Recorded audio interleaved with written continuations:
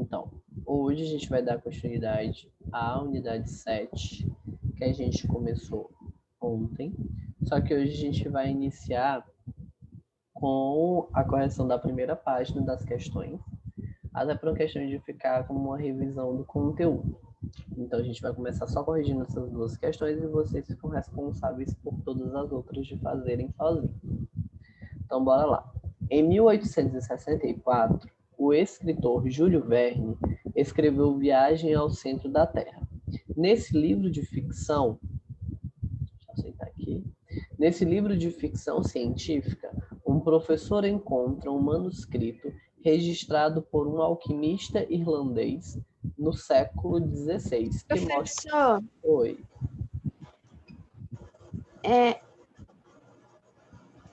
Eu não vou poder participar agora porque eu vou sair, mas quando o senhor postar eu assisto lá, tá?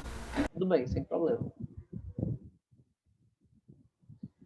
O alquimista islandês do século XVI, que mostra ser possível acessar o centro da Terra por meio da cratera de um vulcão chamado Snæfellsnes, localizado na Islândia. O professor e seu sobrinho partem em uma arriscada expedição a fim de encontrar o centro do nosso planeta. Imagine que seja possível fazer uma viagem como essa. Essa viagem seria rápida? A resposta é, conforme a gente viu, não, né? Por que não seria rápida essa viagem para o centro da Terra? Alguém sabe, poderia me responder?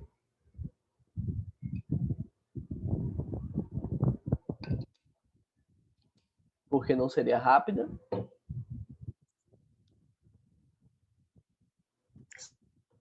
Porque é uma viagem para o centro da Terra. Mas conforme o que a gente viu, por que seria demorada essa viagem? O que é que faz com que ela seja demorada? Porque as camadas elas têm milhares de quilômetros de distância. Então imagina que ele ia descer milhares e milhares de quilômetros. Então não seria uma viagem rápida, porque da onde a gente está para o tamanho da Terra e até chegar no centro da Terra é uma viagem muito, muito, muito distante. Então, imagine que seja possível fazer uma viagem como essa viagem seria rápida? Não, pois cada camada da Terra tem milhares e milhares de quilômetros. Imaginando que o veículo utilizado para fazer essa expedição se deslocasse em velocidade constante, qual das 3 camadas da Terra seria percorrida mais rapidamente? Qual é a camada mais fina que a gente estudou? A gente estudou o núcleo, o manto e a crosta. Qual desses 3 é a camada mais fina?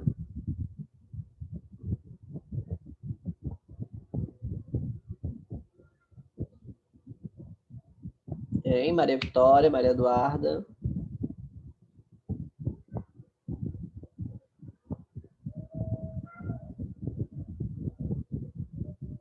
Participação, gente.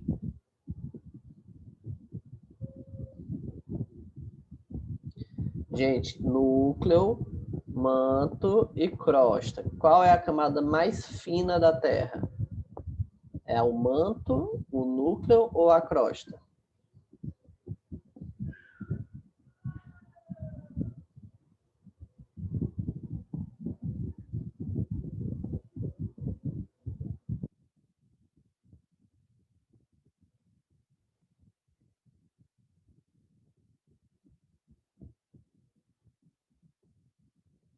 Olha aqui, ó. Isso aqui são as camadas. Qual a camada mais fina? O manto, o núcleo ou a crosta? O manto superior. Não, sem divisões, ó. Sem dividir núcleo superior e manto. Tipo assim, esse aqui é o núcleo, todo o núcleo. Esse aqui é todo o manto e esse aqui é toda a crosta. Qual é a mais fina? A crosta, então. A crosta, ó, presta atenção, ó. O núcleo é todo isso daqui. Esse amarelo mais escuro é o amarelo mais claro, é porque ele é dividido. Mas todo esse aqui é núcleo. Esses dois mais escuros também, todos os dois são manto. É porque ele é dividido também, mas todos dois, é manto e manto. Então, todo é manto. E esses aqui também é dividido, ó, crosta e crosta. Porém, olha a espessura desse daqui para desses daqui. Então, a mais fina é a crosta. A pergunta diz: pensando que essa viagem fosse possível, por qual camada da Terra eles passariam mais rápido? Então, a camada que eles passariam mais rápido é a crosta, porque é a mais fina. Que características o veículo utilizado precisa ter? Justifique suas escolhas considerando os materiais e as condições do interior terrestre. Então, ele precisaria ser todo isolado, porque lá dentro é muito, muito quente. Ele precisaria do material que não derrete a altas temperaturas. Ele teria que ser de um material de características perfurantes, né, para poder perfurar o espaço, para poder chegar no interior da Terra. Então, acho que essas seriam umas três características que ele precisaria ter para poder ele poder conseguir chegar no centro da Terra. Segunda questão: qual dos objetos mostrados a seguir seria mais adequado para representar a Terra em corte? Justifique a escolha e as exclusões. Então, aqui nós temos o ovo cozido com casca em corte, a bola de ping-pong, a bola de poliestireno e a laranja em corte. Qual dos objetos a seguir, mostrados a seguir, seria mais adequado para representar a Terra em corte? Qual deles vocês representaria a Terra em corte, assim, para dizer as camadas que ela tem?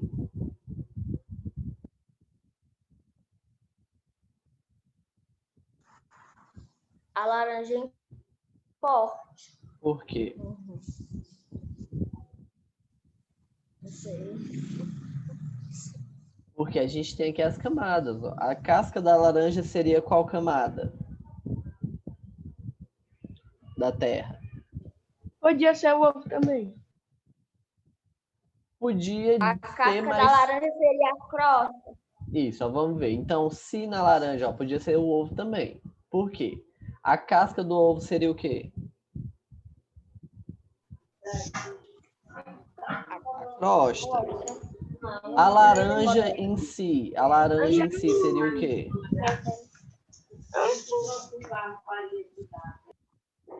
A laranja em si seria qual camada?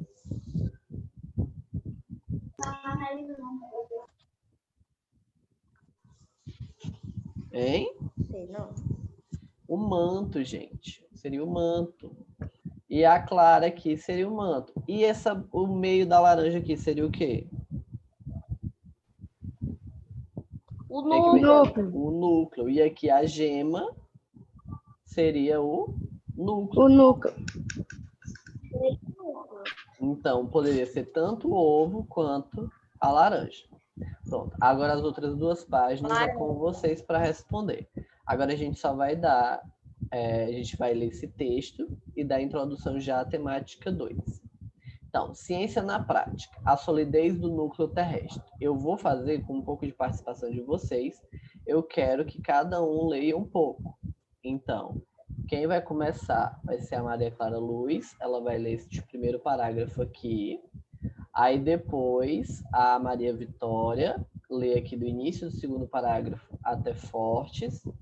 Depois o Daniel vai ler de para conseguir até eles.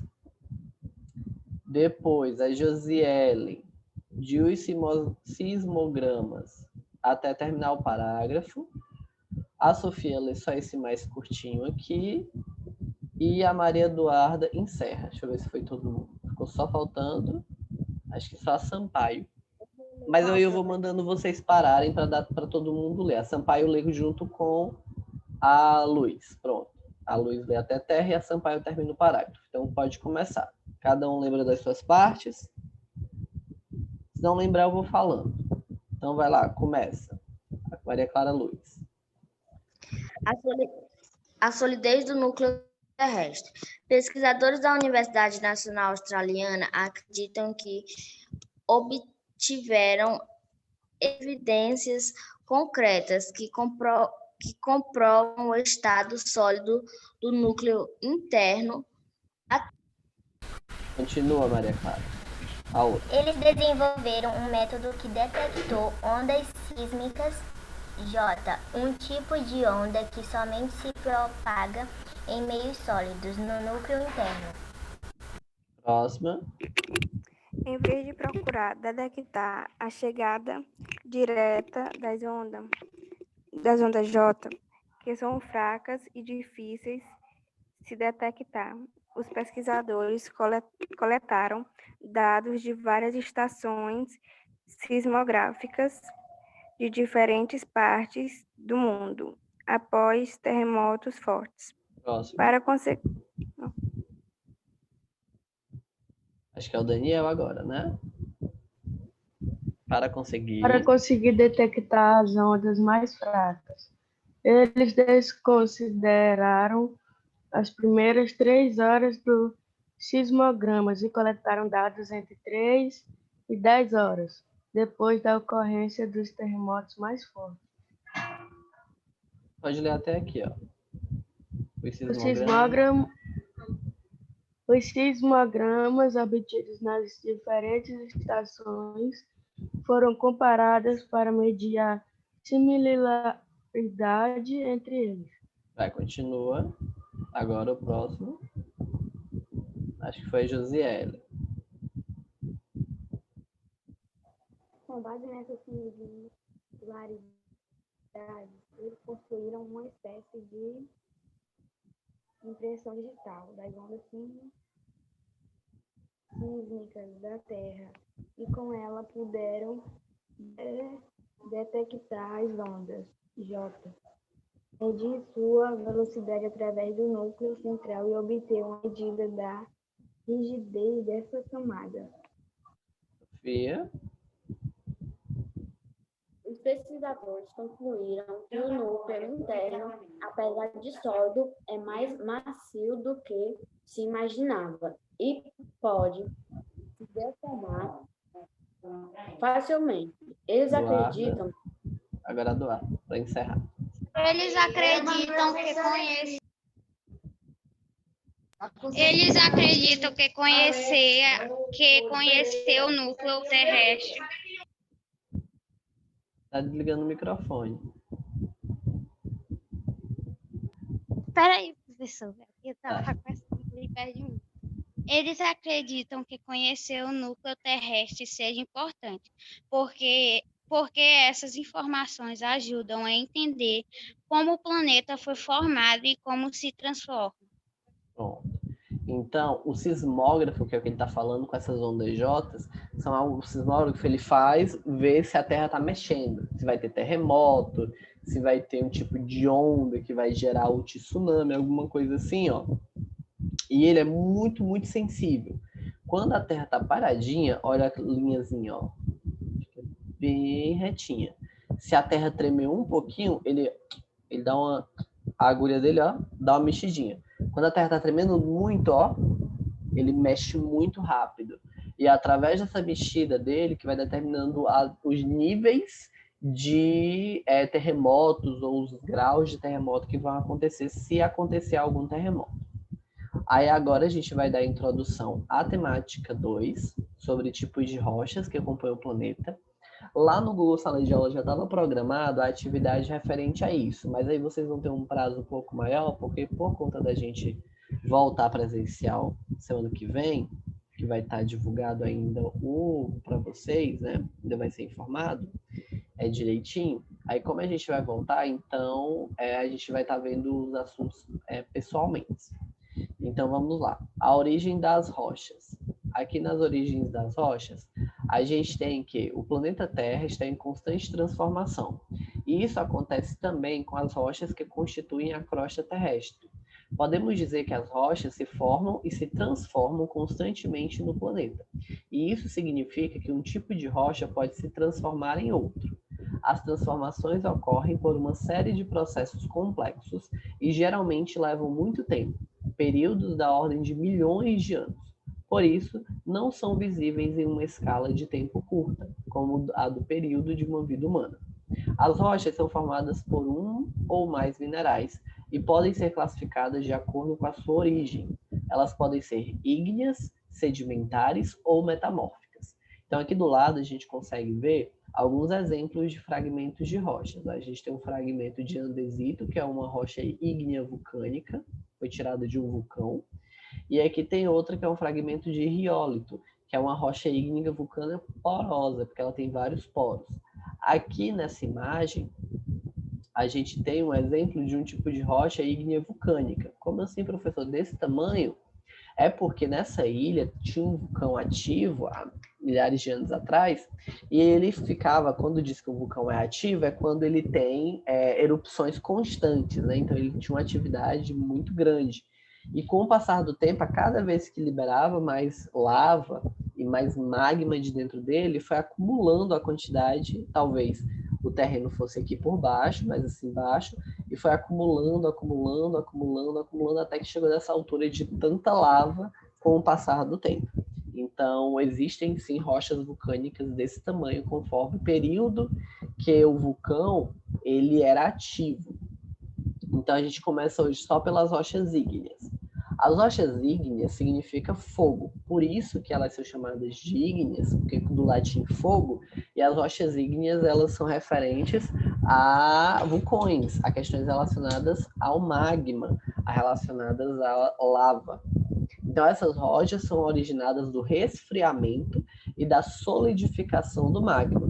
De acordo com o local onde o material se solidificou, as rochas ígnicas elas podem ser consideradas vulcânicas ou elas podem ser consideradas plutônicas. As vulcânicas formam-se na superfície da Terra quando a lava extravasa, que eu estava explicando para vocês, né, sai e solidifica. Imagina como se fosse, deixa eu ver uma coisa aqui que poderia ser. Brigadeiro. Quando a gente está fazendo brigadeiro, aí a gente está fazendo brigadeiro, não sei se vocês já fizeram, já viram fazendo, mas está fazendo brigadeiro, ele tá mole. Ele é mole porque mistura o leite condensado com chocolate, com a manteiga, e ele fica líquido com o passar do tempo. Depois ele começa a engrossar. Se você ficar misturando